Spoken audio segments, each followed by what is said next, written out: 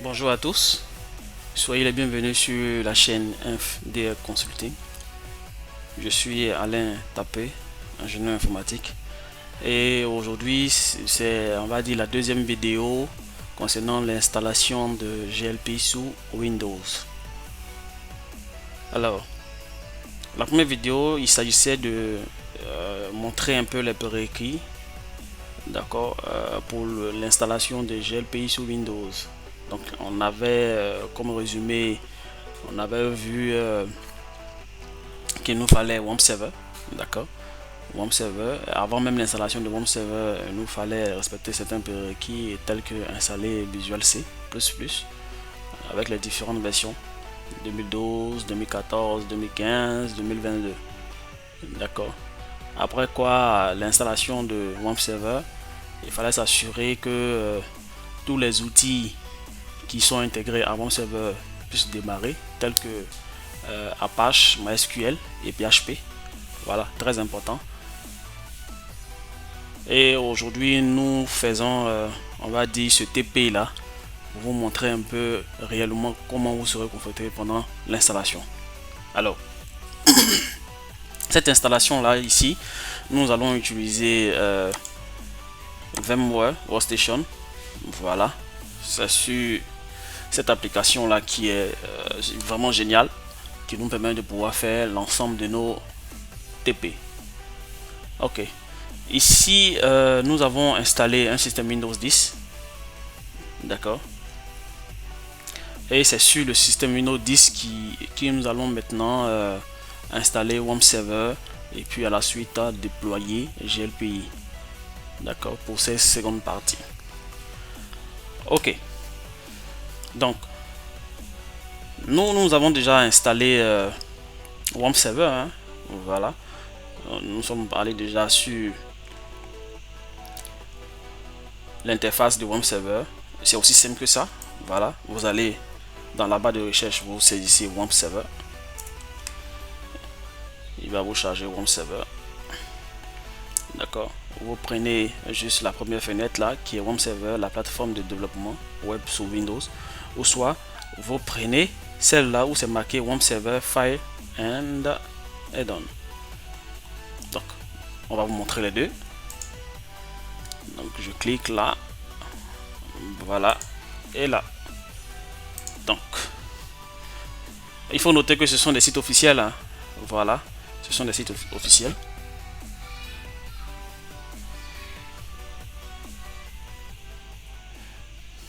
Voilà, donc le site officiel là il est open. On vous donne toutes les informations sur WAMP Server. C'est une plateforme de développement web sur Windows. Voilà, il vous donne toutes les informations. Ici très important, l'installation. Il vous donne les différents process d'installation. Double clic sur le fichier, etc. Les prérequis Apache, PHP, MySQL. Vous avez Visual C, d'accord, 9, 10, 11, d'accord. Voilà, donc il vous donne aussi les fonctionnalités très importantes pour PHP, pour le serveur, pour les logs, etc. Donc il vous s'agira ici de descendre là et de cliquer sur le 64 bits si vous avez un système Windows 64, ou soit le 32 si vous avez un système 32. Ce qu'il faudra prendre en considération, c'est la version du WAMP que vous devez installer. Ici, au jour d'aujourd'hui, le lien officiel nous propose 3.3.5. D'accord, mais vous pouvez chercher aussi les versions antérieures. Ok, donc là c'est la page officielle. La seconde page ici, d'accord, là c'est la page qui vous permet de pouvoir avoir même les anciennes versions de WAMP Server, les anciennes versions de Apache, PHP et consorts, d'accord. Celle-là, pourquoi je vous la montre, c'est très important parce que c'est cette, on va dire cette fenêtre là qui va vous donner la possibilité de télécharger le package Visual C, d'accord, tout le package Visual C, d'accord. Et quand vous descendez, vous allez un peu plus bas, d'accord. Désolé, hein, ma machine habituelle est un peu lente parce que j'ai un autre programme qui est en cours de travail là, donc du coup la machine est un peu lente. D'accord, donc comme je le disais tantôt, ici Ce deuxième lien là vous donne la possibilité de télécharger tous les packages de Visual C, d'accord, ici. Donc là vous voyez où c'est marqué Microsoft VC Package, donc vous pouvez télécharger, il est zippé, hein. Et moi par défaut je préfère toujours prendre le 8664, voilà, on va dire qui combine les deux types de systèmes 32 ou 64 bits, voilà, pour le système d'exploitation Windows. Voilà. Une fois que vous cliquez dessus, il va télécharger. Donc notez que nous l'avons déjà téléchargé, hein. D'accord. Donc je vais ouvrir on va dire le dossier de téléchargement pour permettre de pouvoir voir. Désolé encore pour cette lenteur. Voilà. Donc dossier de téléchargement, on va vérifier ensemble. Je pense qu'on aura plus de cette lenteur là une fois que le programme sera finalisé. Il reste juste un peu de temps. Voilà. Donc comme je le disais tantôt, moi je l'ai déjà téléchargé, hein. Voilà. Il me fait pratiquement 102. Voilà, 102 ici. 102 000 kilos. Voilà. Donc 102 méga ohm. Une fois que vous l'ouvrez, vous allez avoir tous les on va dire toutes les versions de Visual C, d'accord. Voilà, donc 2022 en x86, 2022 en x64, 2013, 2012, 2010, 2008. Voilà, donc c'est très important de pouvoir l'avoir parce que c'est celle-là même qui vous permet de pouvoir respecter les prérequis comme nous l'avons vu dans la vidéo précédente. Excusez-moi, je suis en train de taper autre chose. Ok, APWiza. Voilà. Donc je vous montre déjà sur ma machine, c'est déjà fait, hein, c'est déjà installé. Voilà. Voilà, donc vous voyez ici, j'ai Microsoft Visual C++ 2008, 2012, 2010, 2013, 2015. Voilà, tout est déjà installé par défaut. Alors, donc vous avez ces deux sites là, voilà, qui sont disponibles juste après votre recherche.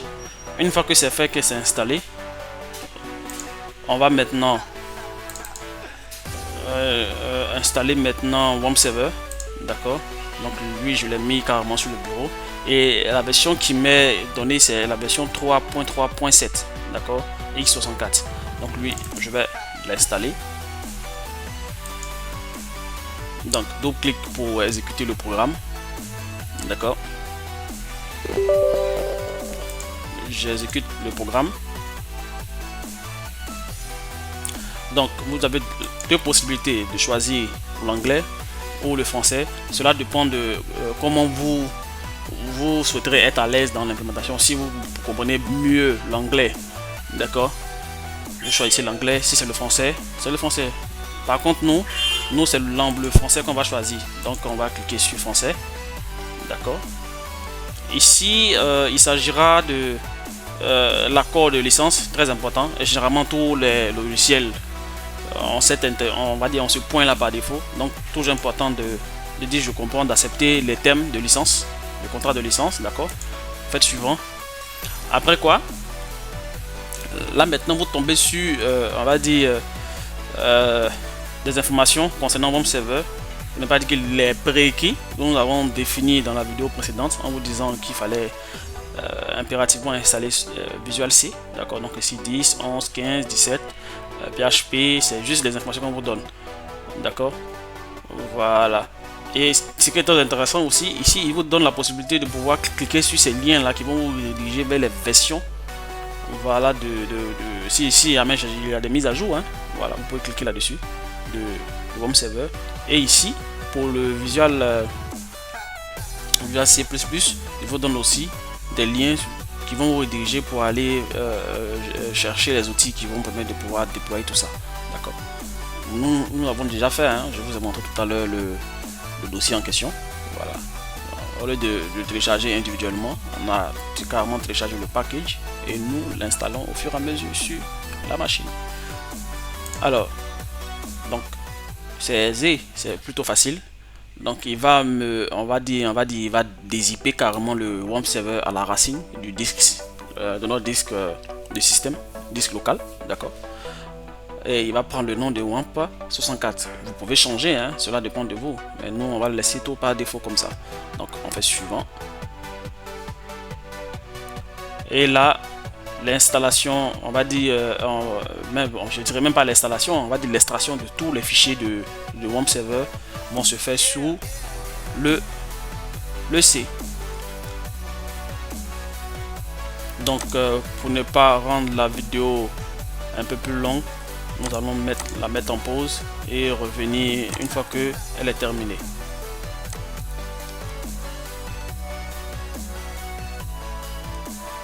Nous patientons juste un peu, il est en train d'installer MariaDB, la version 11. D'accord. Ok, je pense que nous sommes bons. Là, c'est juste des informations, hein, pour vous dire que si cela ne démarre pas, vous pouvez vous-même démarrer les services. D'accord, donc normalement, on doit pouvoir se retrouver dans la base des tâches ici. D'accord. Voilà, une fois que c'est fait, on a fini de lire, qu'on a bien compris. Normalement, pour finaliser, c'est suivant et ici, en fait, terminé. Voilà, donc notre installation de WAMP server est finalisée. Si vous ne voyez pas l'icône de WAMP server ici, ne vous inquiétez pas, vous allez directement sur la touche Windows en bas à gauche. Vous allez voir ici le WAMP server qui a été précédemment installé et vous faites double clic là-dessus pour pouvoir l'exécuter et ici vous faites oui. Voilà, là il va vous donner un pop-up avec des informations vous disant que le démarrage des services est en cours. D'accord. Donc si vous remarquez là juste en bas à droite, dans la barre des tâches, vous voyez l'icône de WAMP server qui vous dit ici qu'il y a 3 services qui sont en cours d'exécution. D'accord.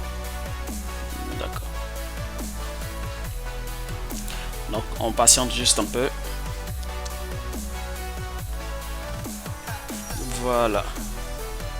Voilà, super. Donc là nous avons enfin finalisé l'installation de WAMP server. Les services sont on va dire sont en cours, les services ont démarré.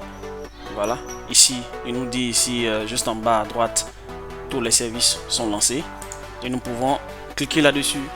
Quand nous cliquons là-dessus avec le clic gauche, il nous donne pas mal d'options. Donc ici on peut redémarrer, arrêter les services, mais soit démarrer les services.